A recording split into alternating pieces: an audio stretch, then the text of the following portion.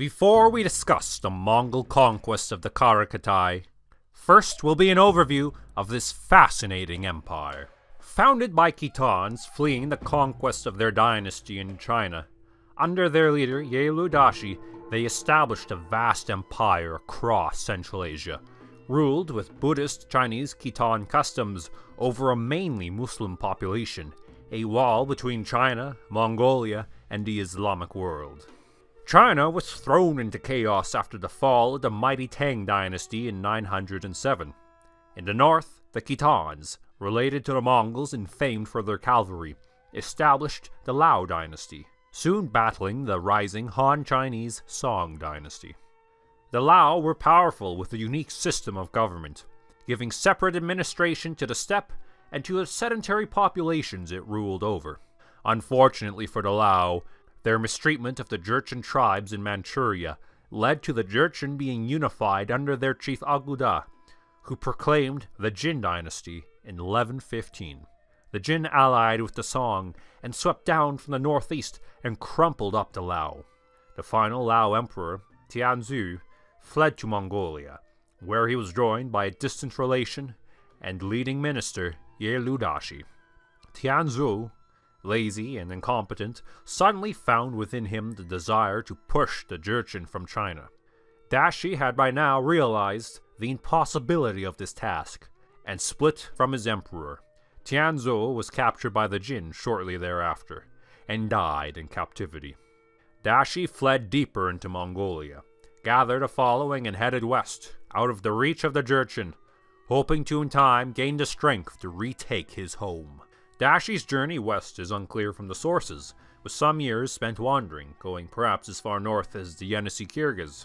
By the 1130s, Dashi was in the territory of the Eastern Qara Khanids. The Qara Khanids is a modern name for a Turkic dynastic confederation which came to rule Central Asia from Transoxania to the Tarim Basin, adopting Islam after their conquest in the 10th century, and in the 11th century breaking into a western and eastern half. Both halves came to be vassals of the Great Seljuk Empire by the early 1100s, although direct Seljuk interference was limited.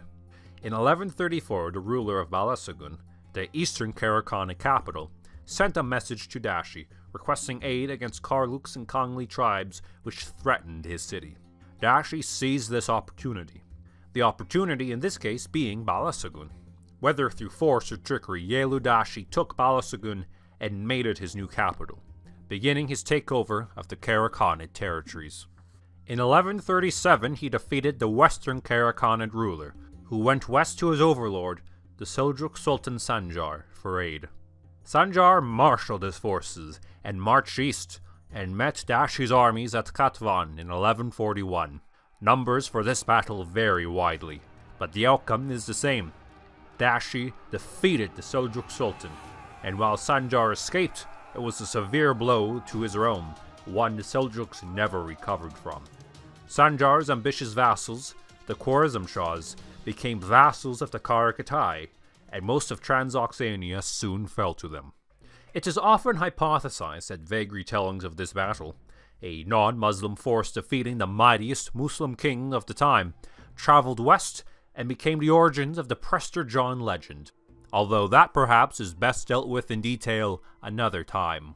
Yelu Dashi did not enjoy his great victory for long, as he died in 1143, leaving behind his widow Zhao Tubuyun as ruler. Here we can talk on some details on the Qara Khitai's internal structure. While based in Central Asia, the ruling elite were Khitans who had, like Dashi, fled the fall of the Lao Dynasty. Thus, the Qara Khitai always maintained a desire, though an unrealistic one, of returning to China to restore the Lao, and continued some Chinese aspects in their rule. For example, Yelu Dashi took the Turkic title Girhan in the early 1130s, but both he and his successors all had Chinese titles. Specific Lao customs continued, such as the divide between sedentary and nomadic administration, and that rulers and their consorts all had to come from the two royal clans, the Yelu and the Zhao. Like the Lao, women maintained high status in the Qara Khitai, and 2 of 5 Girhans were women. A few small military expeditions seem to have been undertaken against the Jin dynasty, possibly as late as the 1180s, but little is known of these. The Akita Nobility were mainly Buddhists, ruling a majority Muslim population, and were noted for their religious tolerance, allowing their subjects to practice in peace as long as they paid their taxes.